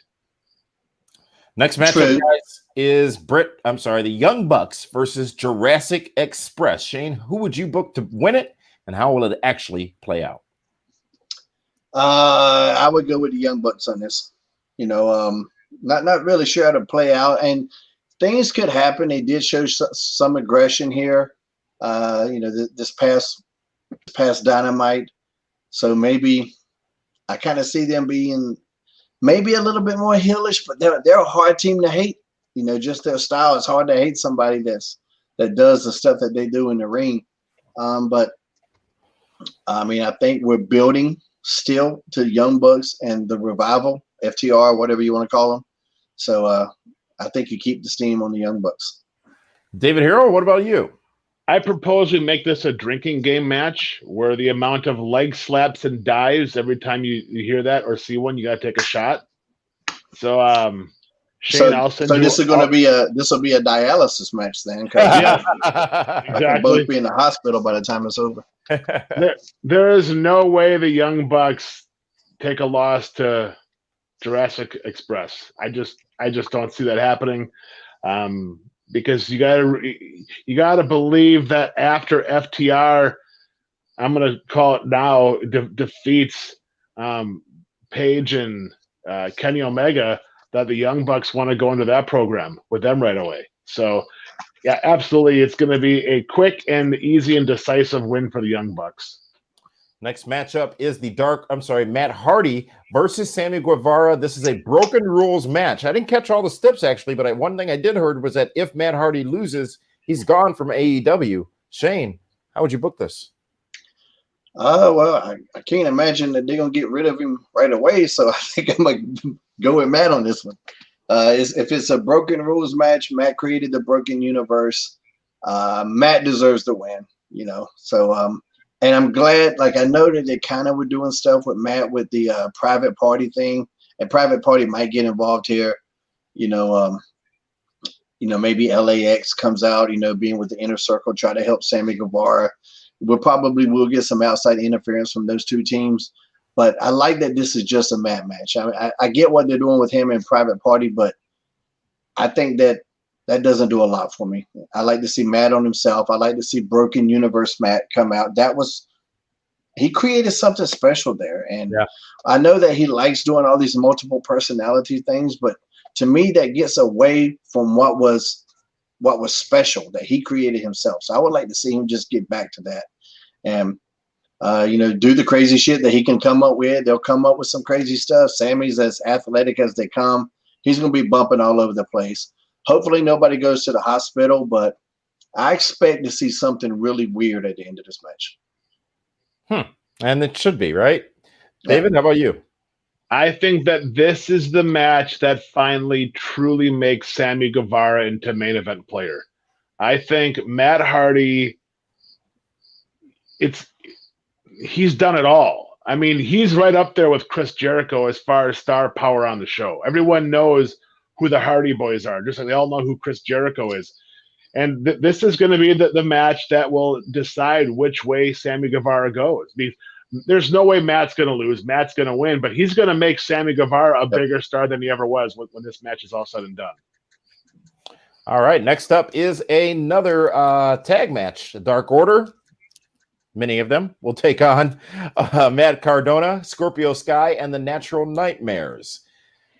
Whew. Dave, you get first dibs on this one. First of all, I don't even know who the Dark Order is. You know what I mean? Yeah. I mean, I really don't. I don't know which one of the 13 guys they have is going to be in that match. It'll be 1, 2, 3, 4, 5, and 10. And then you have, Zach Cardona. You got QT Marshall. You got Dustin and Scorpio Sky. It seems like those 4 guys are just all lumped together also. It's just like, okay, let's just have a Chex Mix match here and see what we're going to get. I got to believe if I'm booking this, I'm going to let the Dark Order go over. And the reason is because Scorpio Sky turns on his team. Because I think that they can use Scorpio Sky as a great heel going forward. Because right now, all the other bigger heels that they've got, they've already gotten their worth out of them. But, I'm just gonna go with the Dark Order and just figure that the babyface team is gonna self-implode. Okay, Shane, how about you? Yeah, I like the Dark Order in this, mainly because now that Brody Lee's the TNT champion, I don't want them to do the 50-50 booking of, okay, he's the TBD champion, so now his minions got to get their ass kicked every week. So I like to see the Dark Order win this. I think there's a million different ways to protect the baby faces and make it happen. Whether it's Scorpio Sky doing something as Dave suggested, I'm not sold on that. I like Scorpio as a baby face. I think there's still money to be made with him in that regard. QT Marshall could be the weird thing here. He definitely has potential as a heel as well. I don't know a lot about him though, to be honest, but like Dave said, this is a Chex Mix match. These guys, it is really thrown together. But I think go with the Dark Order. Now that Brody Lee's that TNT champion, if his army is strong, it's going to make him seem stronger too. So don't dilute his army. Yeah. See, for me, if QT Marshall, if they would have shown more of the relationship with QT and Cody and Dustin and Brandy, QT turning on the babyface team means a lot more because it's like, how dare you do that to Cody? You know what I mean? Mm-hmm. But I mean, or it could be, it could be Matt Ryder. I don't know. It could be any one of those 4 guys. Different every time. Shane, one more time. You went with Dark Order or? Yes. All right. Next matchup. And Shane, you get first picks here in this match. Gosh, you know what? What can we even do with this? It's the Battle Royal. It's a 21-man Casino Royale Battle Royal for an AEW Championship opportunity. Who's all in it? That's the thing. We don't know who's all going to be in it. Let's talk about the people who might win it, who are in it. Brian Cage, Lance Archer, Billy Gunn, Darby Allin, Ricky Starks. How do you put Darby Allin and Ricky Starks in a Battle Royal after everything they just did the last time we saw them together? Maybe there's more time before they have to have a singles. Yeah, and it's not a Battle Royal where everybody starts at one time, right? Isn't it like 5 guys and then 5 guys come in? So hey, hold on a second. You were in one of those. You should know. The one that I was in with them, and we were all in at the same time. Yeah, there are 2 different ones. No, one's a ladder match, one's a Battle Royal. Hold on. This one here is it's groups of 5 come out together. Yeah, so there'll be some times to keep them apart and then build up to them coming in. Just like in the Royal Rumble, like when there was a feud going on, you send one guy out there early, and then you send the other guy out there later. So when they come in, there'll be bodies laying everywhere. Then you kind of give them their moment in the ring. That could be done. Probably rather see them in a singles match would be more fitting, but they're not. They're in this Battle Royal, so maybe this can just further the angle.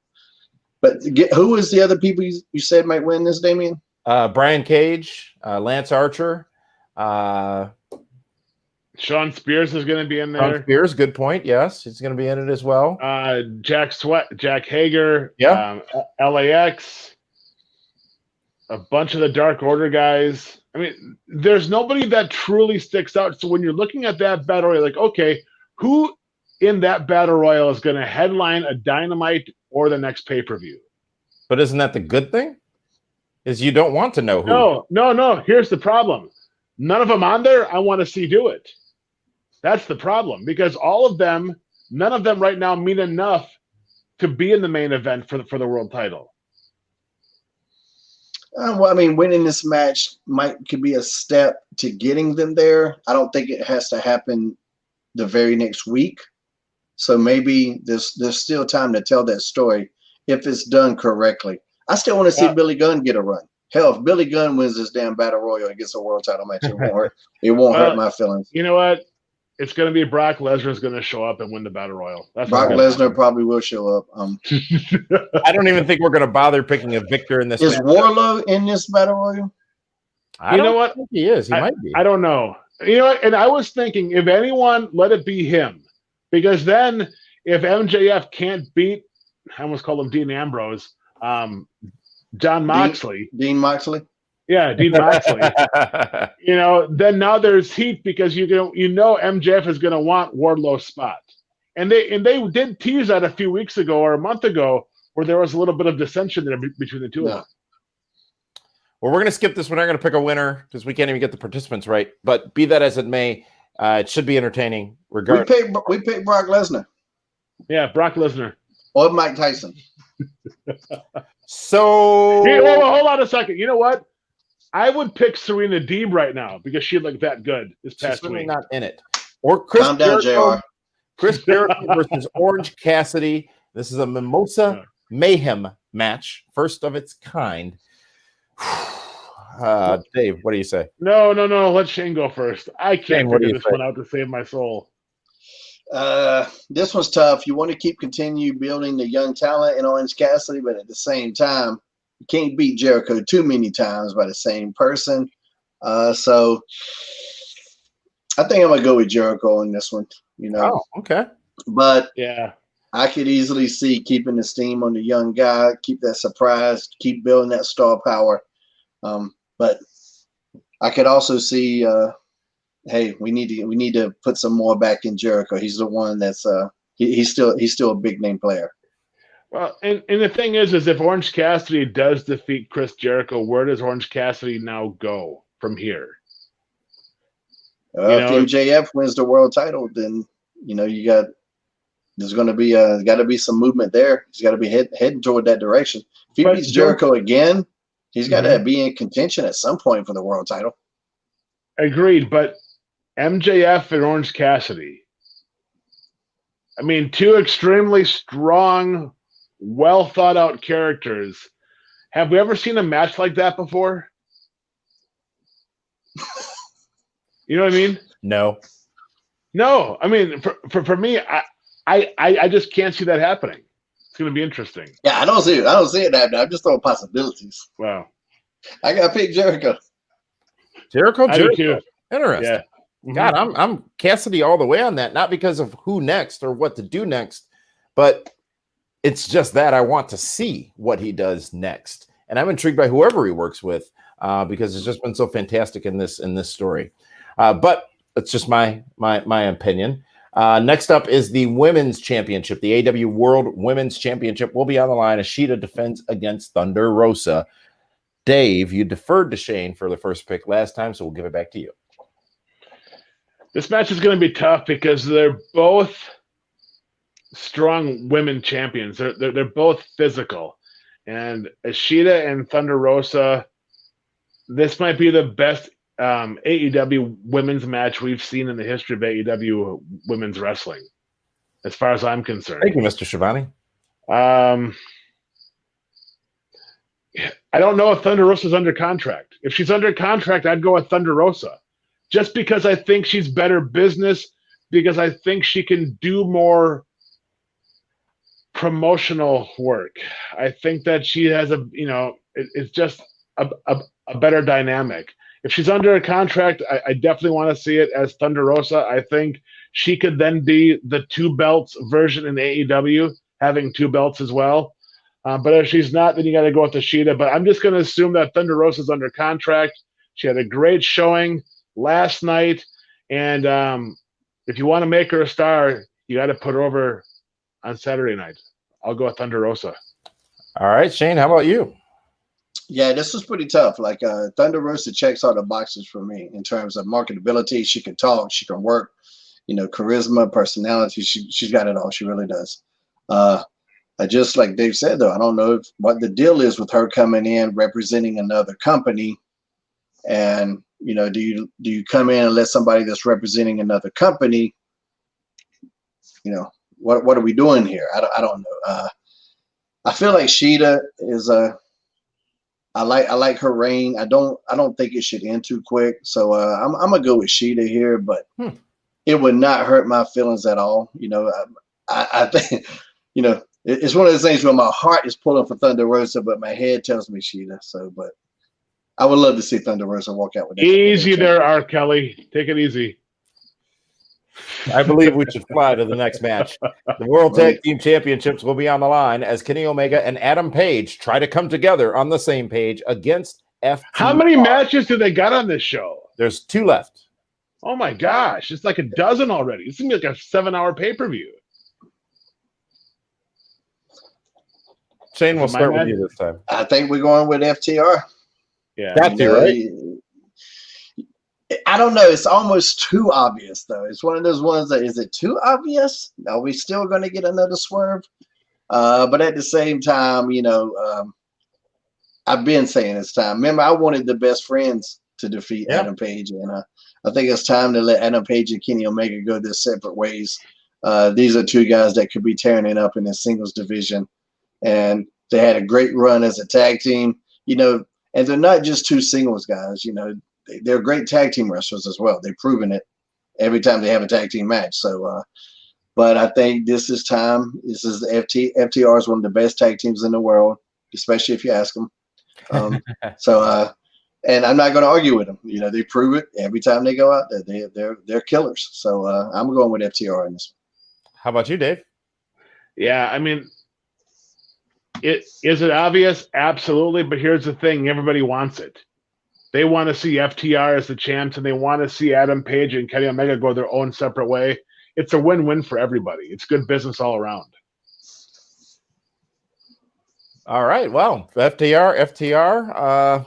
Well, maybe we will see that happen or something different just to surprise us. But it does seem obvious that is going to be the case. Folks, one match remains. That is the World Championship matchup, as the champion, Jon Moxley, will be defending against MJF. I don't know which way this one goes, so I'm very intrigued to hear how you guys would make it go, because you got a winner in both. Shane, what do you say? Man, you make me go first all the time. Dave, what do you say? All right. You know what it is? I think that this match is going to be everything that you want in a babyface and a heel. We're going to see a lot of dastardly cheating by MJF. I think he's going to be cheating throughout the entire match. He's going to have Wardlow there trying to trip. A lot of times where the ref will get turned and Wardlow puts the boots or the fists, or he's choking out Moxley. And then you're gonna see Jon Moxley fight back from underneath. And it's gonna be that good guy bad guy match. It's almost like, I don't want to say Piper Hogan-ish, but it's going to be Piper Hogan-esque, where, the smaller heel gets over on the bigger babyface. But I honestly, I think in the end, when it's all said and done, John Ambrose retains the AEW Heavyweight Championship. It's Dean Moxley. Dean Moxley, yeah. Shane? I tell you something that AEW has done is they've really gone against the grain in terms of historical booking sometimes. They kind of keep us on our toes. Just when you think that you got their thinking figured out, they do pull a swerve. So I think this one could go either way as well. MJF's had an incredible run coming up, building himself up into this main event. But you got to look at the people that Jon Moxley's went through. Did he go through all of these? Did we build him up just to have him lose it now? It is tough. It is tough. I feel like Jon Moxley is still building the credibility of the AEW World Champion. So I personally would like to keep that championship on Jon Moxley for a little bit longer. You keep building that credibility, keep prolonging that reign, showing him as a dominant champion. It could go either way, but I'm going with Moxley on this one. You know, and then if MJF loses, it now forces MJF to get into that second gear, to get a little bit more dastardly, to get a little bit more serious, and not have everything so funny. I think a loss helps him because he is undefeated. And let's be honest, I don't think they've gotten their money's worth out of Jon Moxley quite yet. He missed some time with COVID. You know, he hasn't had a whole lot of matches. He's almost like Brock Lesnar-ish right now, where you don't see him wrestling on TV. He's there for promos and interviews, but as far as in-ring action, we haven't seen a whole lot of him.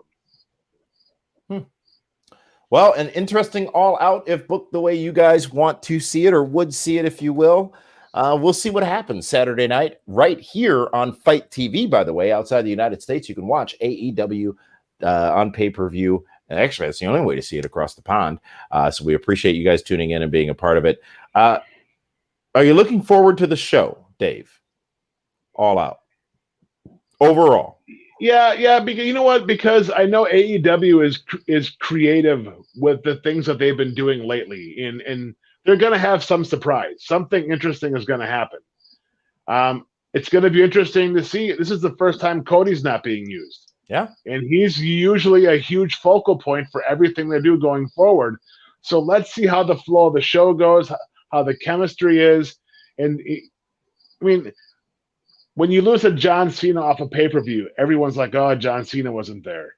Well, let's see if they feel the same way with Cody not being there, because Cody is their John Cena. Shane, are you looking forward to All Out Saturday night? You said they already had your purchase. Oh, yeah, definitely. And even as we went through these matches, I was like, man, I really am interested in, because just not being able to pick all the winners, that's when I get really interested. When I can just blatantly pick out and predict the whole entire card, you don't get my interest as much. When I can see all the different possibilities of where it could go, that's when you really get me. And there's a lot of possibilities here. Every match that I picked, who I thought would win or would go my way, I can totally see the other person doing it. You know, with the exception of, I'm not going to tell you. The possibilities are endless at All Out this Saturday on pay-per-view. It's a marathon week in professional wrestling. I'm tired of wrestling, but I'm looking forward to this show from AEW on Saturday night. Gentlemen, we're out of time. The show's over. We did it live. What are your passing or your final comments, thoughts for the audience? Dave, we'll start with you.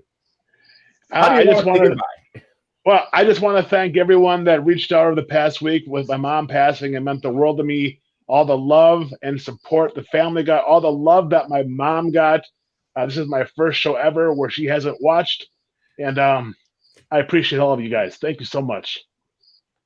Thank you, Dave. Hey, we love you, man. We really do. And with that, ladies and gentlemen, thank you very much for joining us here tonight on the Pro Wrestling Report Primetime Live Super Show. We'll see you Saturday night socially during All Out. And again, next week, right here on Fight TV. So long, everyone.